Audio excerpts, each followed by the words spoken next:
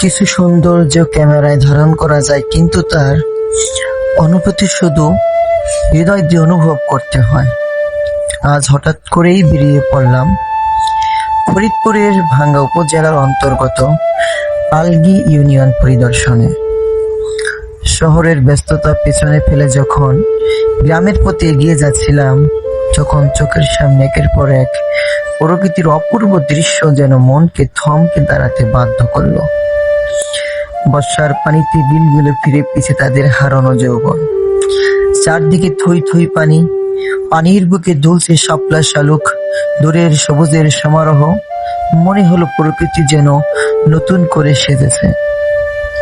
বিলের পানিতে আকাশের নীল, বাতাসের মৃদু ছোঁয়া আর গ্রামের চিরচেনা সরলতা, সব মিলিয়ে তৈরি হয়েছে এক অপূর্ব মায়াবী পরিবেশ।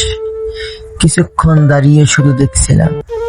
মনে হচ্ছিল প্রকৃতি আসলে কখনো পুরনো হয় না। ঋতু পরিবর্তন সে শুধু নতুন রূপে ফিরে আসে। আজকের এই পথ চলা আমাকে আবারও মনে করিয়ে দিল, শান্তির খুঁজতে সবসময় দূরে যেতে হয় না।